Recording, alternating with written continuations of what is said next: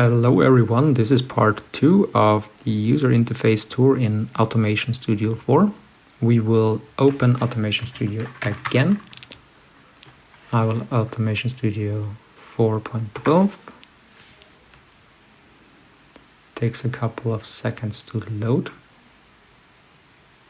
We have our license USB stick connected to the computer and it will automatically load this license, as you can see here.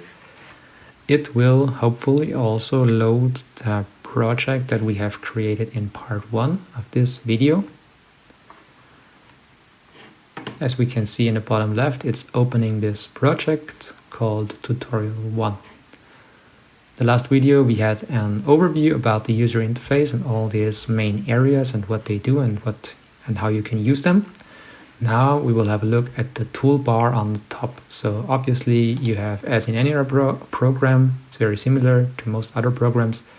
You have file in the beginning where you can, for example, create a new project, or you can save your project, or you can also save your project as in a different name. If you, for example, want to save it as a new version or with a new name, you can save it here.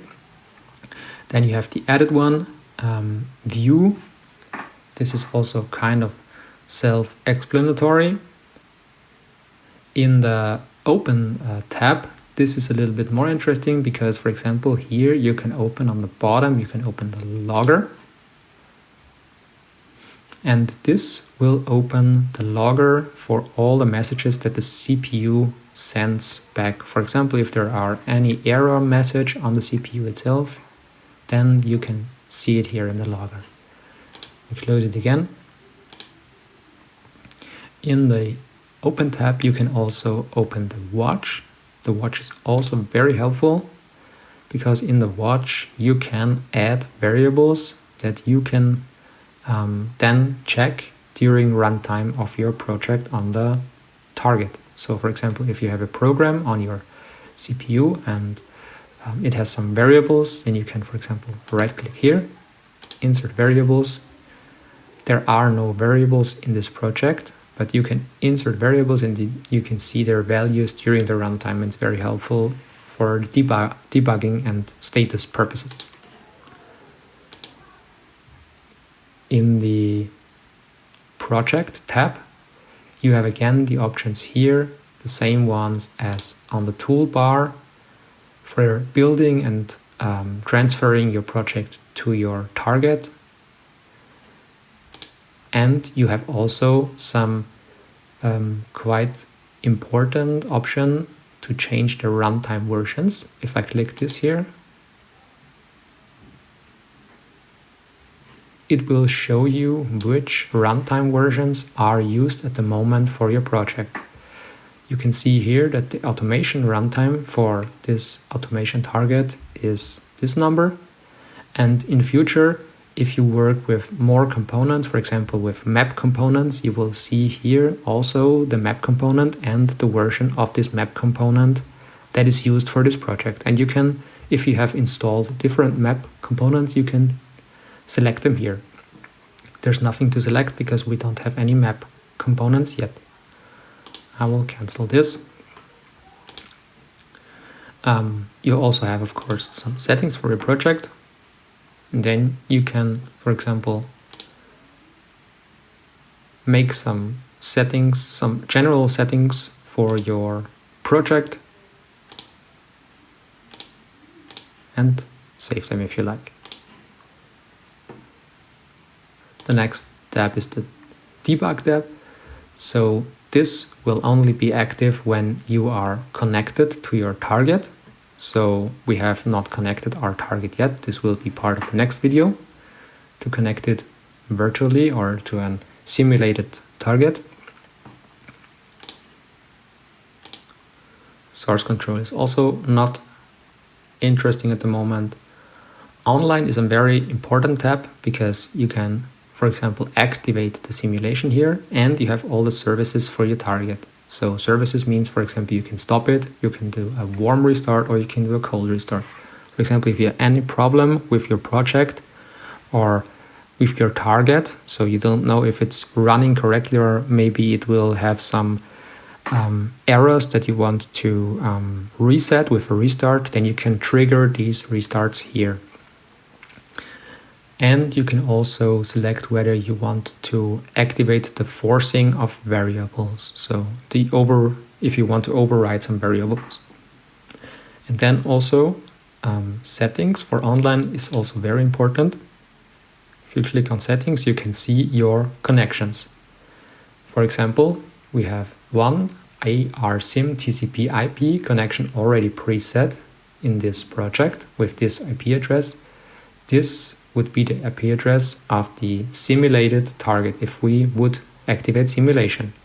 If you have a real hardware here, you can also add here the connection to your real hardware. For example, you can right click or you can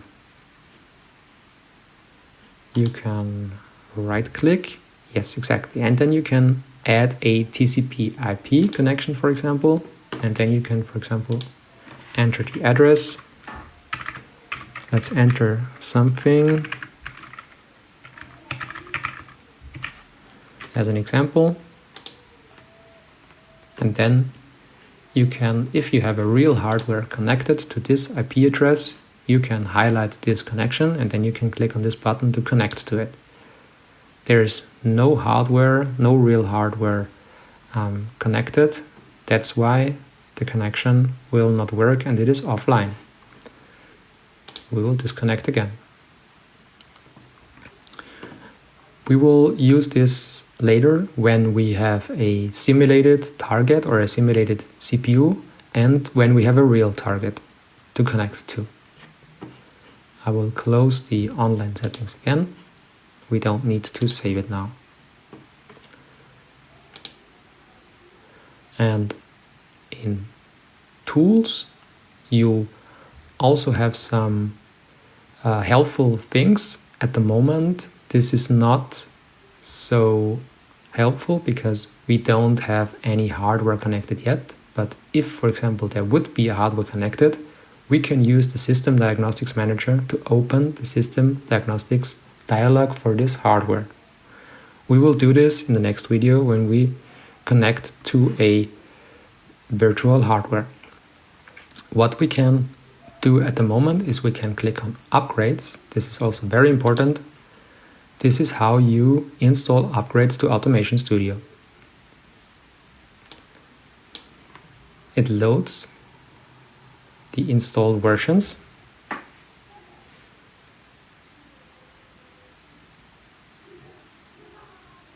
And then we could install updates or we could also install additional components. For example, if we wanted to add something from the technology packages, for example, if we want to add a visualization with map view to our project, we can, for example, go to technology packages.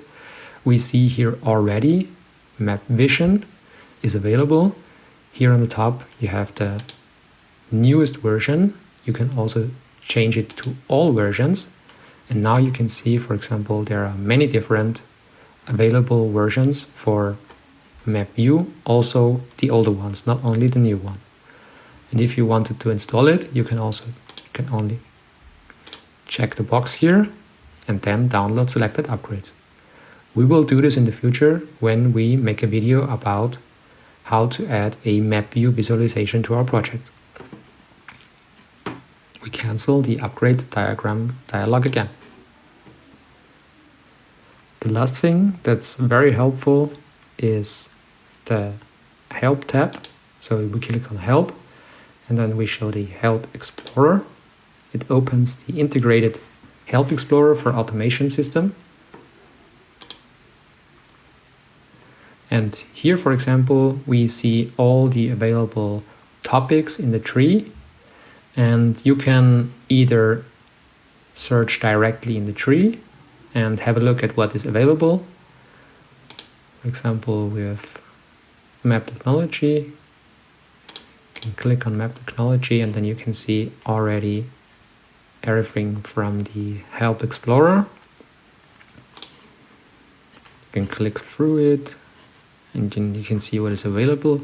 You can also go to search and search for the thing that you want. For example, if you want to search for a map motion, it will also give you your search results. And if we wanted to have a overview about the hardware, you can also see, for example, the X20 system. You can see the general information and everything. So everything that is documented from B&R is in here in this Automation Help Explorer that's already integrated into Automation Studio.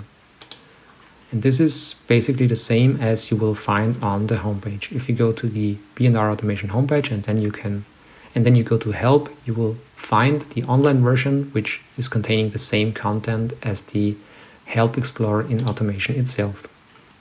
I will close this Help Explorer again. And this was part 2 of the overview of the user interface in Automation Studio. I hope you got anything out of this video, and I hope to see you soon again in future videos. And until then, I wish you a very great day.